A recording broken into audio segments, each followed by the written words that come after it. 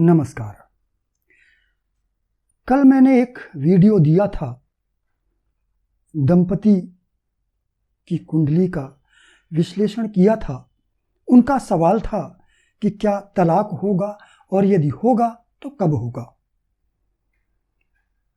तो कल पत्नी की कुंडली का विश्लेषण किया था, लेकिन वह विश्लेषण वीडियो लंबा होने के कारण अधूरा रह गया था। तो आज पति की कुंडली का हम विश्लेषण करेंगे। ये दंपति 2019 से अलग अलग रह रहे हैं। अब तक किसी ने किसी पर केस नहीं किया है और इनकी बातचीत भी नहीं हो रही है। तो इनका जो प्रश्न था कि क्या तलाक होगा और यदि होगा तो कब होगा, तो इस प्रश्न का उत्तर हम आज पति की कुंडली में खोजने का प्रयास करते हैं। पहले मैं बता चुका हूं कि 2019 में जब ये अलग हुए थे तो उस समय राहु में शुक्र की अंतर्दशा चल रही थी। इस वीडियो को समझने के लिए आपको कल वाला वीडियो, इसका पार्ट 1 जरूर देखना चाहिए, तब आपको आज की बातें अच्छी तरह समझ में आ सकेंगी। अब हमें यह देखना है कि अब आगे क्या होगा। तो इनकी इस समय दशा चल रही है राहु की महादशा में चंद्रमा की अंतर्दशा, जो 23/8/21 से शुरू हुई थी और 23 फरवरी 2023 को समाप्त होगी। तो राहु में चंद्रमा, हम ये देखते हैं कि राहु में चंद्रमा क्या इन्हें कोई बहुत बुरा परिणाम देगा या अच्छा देगा। तो राहु को देखिए, राहु 9वें भाव में स्थित है और चंद्रमा के साथ स्थित है। यानी सीधी सी बात है कि ये चंद्रमा राहु केतु अक्ष में है और इसलिए ये चंद्रमा पीड़ित है।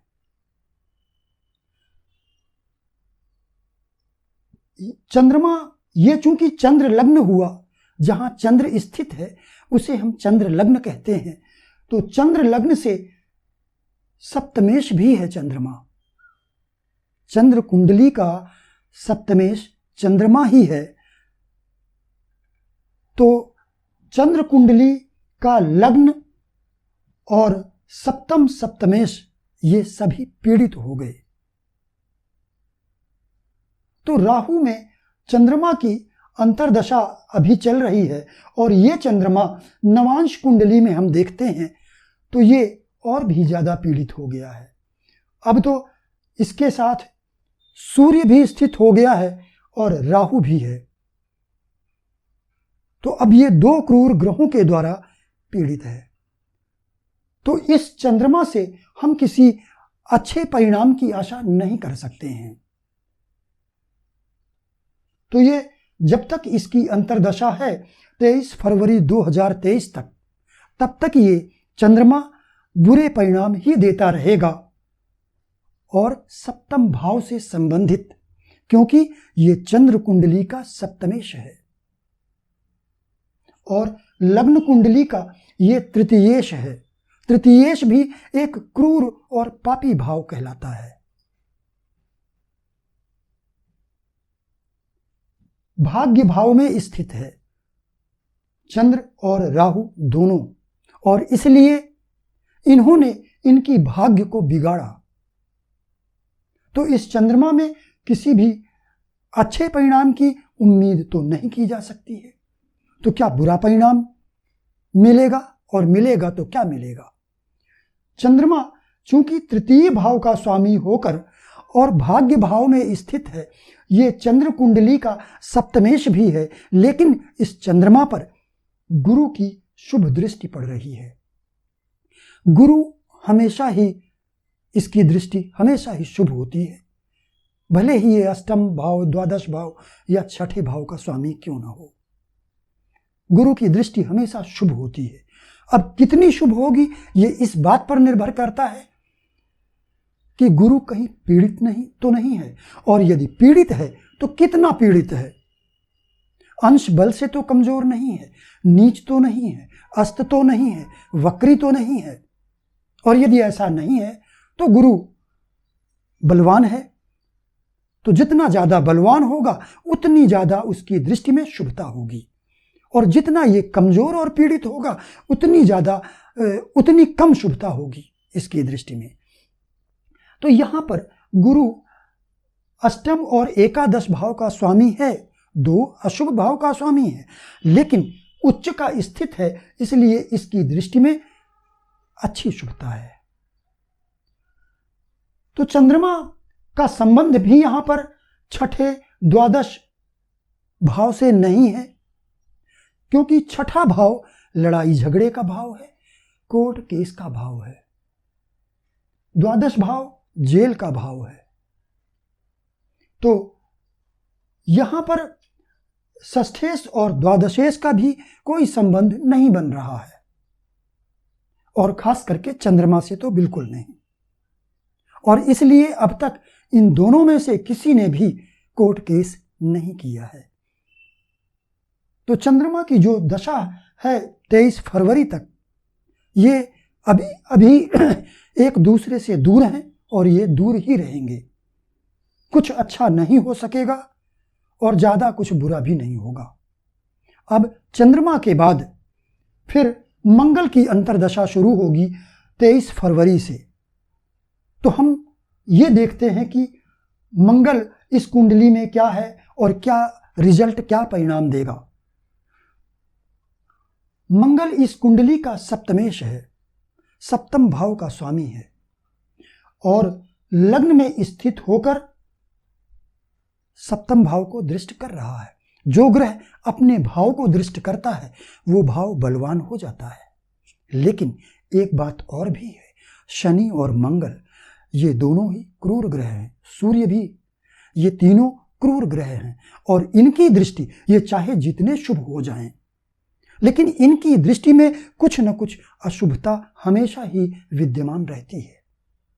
जितने ज्यादा शुभ होंगे तो इनकी दृष्टि में अशुभता उतनी कम होती चली जाएगी। बस इतना ही अंतर पड़ता है, लेकिन फिर भी कुछ न कुछ अशुभता जरूर रहेगी। तो यदि मंगल की दृष्टि सप्तम भाव पर पड़ रही है, ऐसी कुंडली को हम मांगलिक दोष की कुंडली कहते हैं। यहां पर मंगल की दृष्टि, मंगल चूंकि लड़ाई झगड़े का कारक ग्रह है, और तो जब ये मंगल सप्तम भाव पर दृष्टि डाल रहा है तो निश्चित रूप से जीवन साथी के साथ इनका लड़ाई झगड़ा होगा,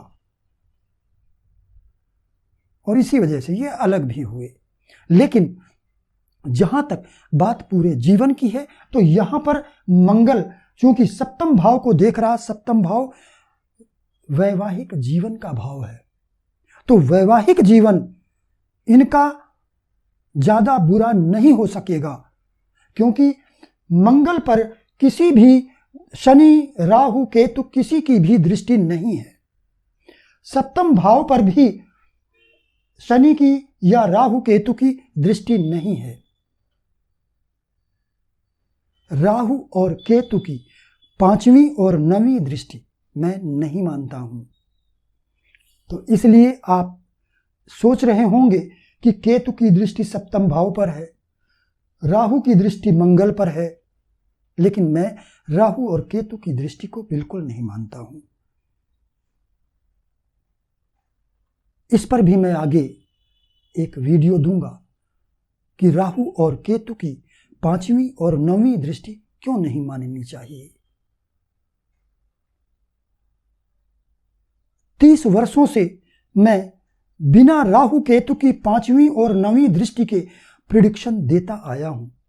मुझे किसी भी तरह की कभी भी प्रिडिक्शन में असुविधा नहीं हुई राहु और केतु के कारण।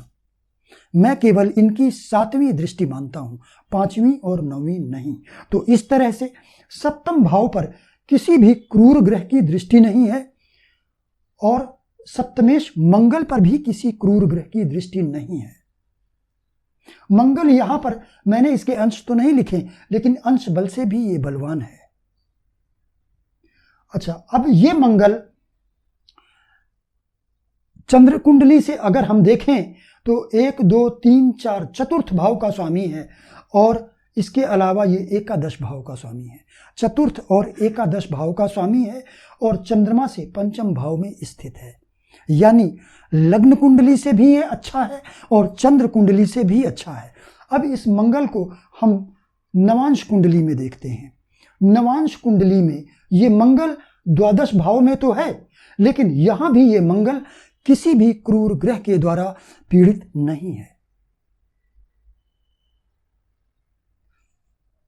तो अब मंगल की दृष्टि यहां सप्तम भाव पर जरूर पड़ रही है।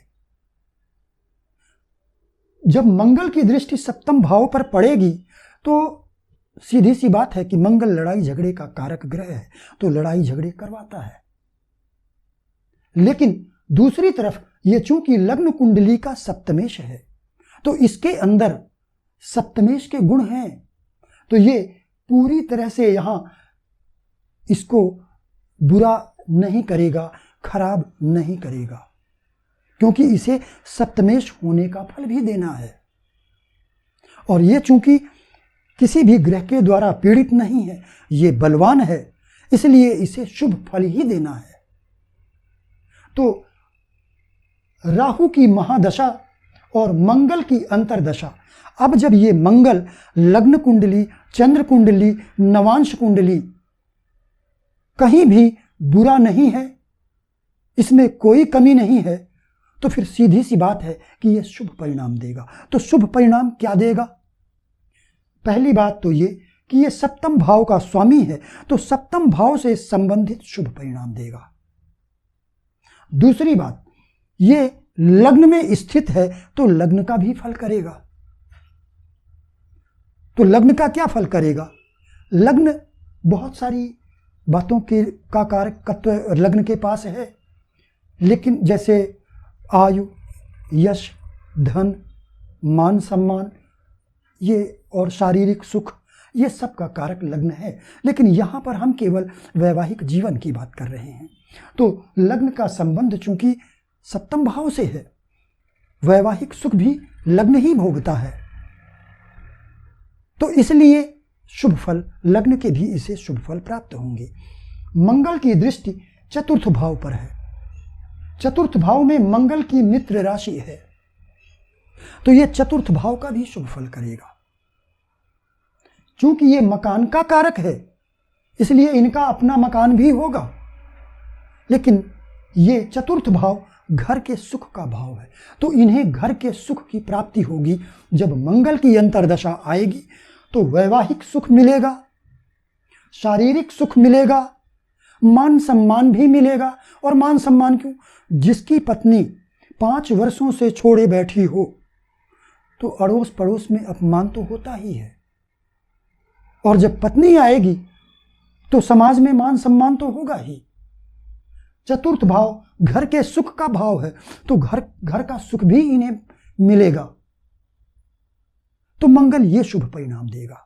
अब हम ये देखते हैं, यहां इनका षष्ठेश शुक्र, छठे भाव का स्वामी शुक्र पंचम भाव में है।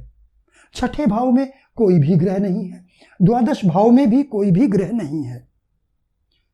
इनका लग्नेश पंचम भाव में है, लग्नेश स्वयं ही यहां पर षष्ठेश है, लेकिन पंचम भाव में स्थित है। यानी इस कुंडली में भी कहीं से भी कोई भी कोर्ट केस नहीं दिखाई पड़ता है, जेल योग वगैरह कहीं कुछ भी नहीं दिखाई पड़ता है। जब कोर्ट केस ही नहीं है तो जेल का तो सवाल ही नहीं उठता है। और दशा आ रही है मंगल की, और मंगल यहां शुभ परिणाम देने के लिए बाध्य है। तो फिर इसका अर्थ क्या हुआ? इसका अर्थ यह हुआ कि इनकी पत्नी इनके पास आएगी, इन दोनों के बीच समझौता होगा। यहां पर गुरु की दृष्टि भी, गुरु की शुभ दृष्टि भी सप्तम भाव पर पड़ रही है। यह भी एक संकेत है कि इनका तलाक नहीं होगा। तो मंगल की अंतर्दशा में ये दोनों पति और पत्नी मिलेंगे। पत्नी वापस अपने ससुराल आएगी, अपने घर आएगी, इनका कोई तलाक नहीं होगा। तो मैंने उनके प्रश्न का उत्तर ऐसा दिया जिसकी उन्हें कतई उम्मीद नहीं थी।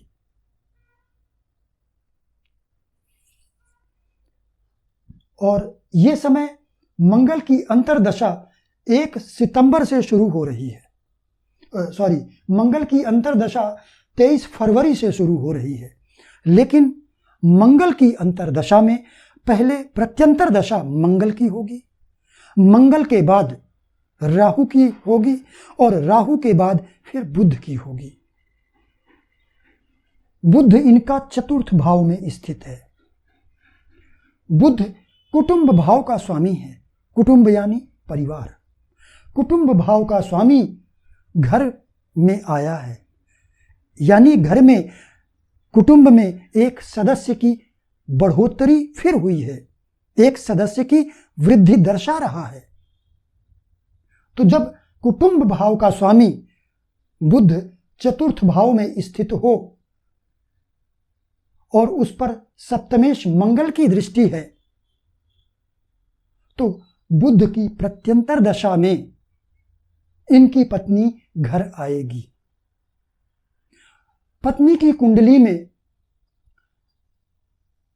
सूर्य में गुरु की अंतर्दशा मैंने बताई थी कि गुरु की अंतर्दशा में पत्नी घर आएगी और प्रत्यंतर दशा शनि की होगी।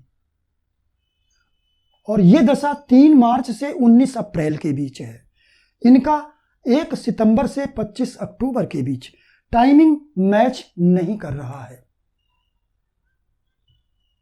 और वो मैच इसलिए नहीं कर रहा है, यहां भी शनि को देखिए, शनि यहां चतुर्थ भाव का स्वामी है और इस समय गोचर में भी शनि यहीं पर स्थित है। जब शनि की प्रत्यंतर दशा होगी तो शनि तृतीय और चतुर्थ भाव का स्वामी है, तो तृतीय और चतुर्थ भाव का फल करेगा। इन दोनों के टाइमिंग मैच न होने का कारण यह है कि अधिकांश लोग अपना जन्म समय राउंड फिगर में बताते हैं। इन्होंने अपना जन्म समय रात 8 बजे बताया है, 1 मिनट आगे भी नहीं पीछे भी नहीं। इनका जन्म समय रात 10:30 बजे बताया है, 10:30। यहां भी राउंड फिगर, यहां भी राउंड फिगर। इसलिए हम इस बारे में बस इतना ही कह सकते हैं कि गुरु की अंतर्दशा जैसे ही शुरू होगी, 2-4 महीने के अंदर अंदर ये अपने ससुराल आ जाएंगी। ये जब और इनमें इनकी जब मंगल की अंतर्दशा शुरू होगी तो ये 2-3 महीने के अंदर अंदर अपने ससुराल आ जाएंगी। इनकी जन्म कुंडली के टाइमिंग का करेक्शन भी किया जा सकता है, लेकिन उसमें समय ज़्यादा लगेगा और हमारा उद्देश्य इसी से पूर्ण हो गया। वास्तव में कुंडली विश्लेषण की फीस एक कुंडली की मैं 1000 रुपये लेता हूं और टाइम करेक्शन के लिए फीस अलग है। कारण यह है कि यदि कुंडली का टाइम गलत है तो उसे ठीक करने के लिए 5-6 घंटे का समय लग जाता है। तो इसलिए यहां पर मैंने टाइम करेक्शन तो नहीं किया है, लेकिन इतना मालूम है कि लगभग यही समय होगा आसपास का, क्योंकि इनका जो लग्न है, ये लग्न 20 अंश 26 कला का है और इनका लग्न भी ऐसा ही कुछ था, मैंने लिखा नहीं है। यानी कहने का अर्थ यह है कि यदि 2-4-5 मिनट या 10 मिनट आगे पीछे भी समय को कर दिया जाएगा, तब भी लग्न और जो ग्रह स्थित हैं उनमें परिवर्तन नहीं आएगा, केवल प्रत्यंतर दशा में परिवर्तन आएगा। प्रत्यंतर दशा थोड़ा आगे पीछे हो जाएगी। तो आज के लिए बस इतना ही। नमस्कार।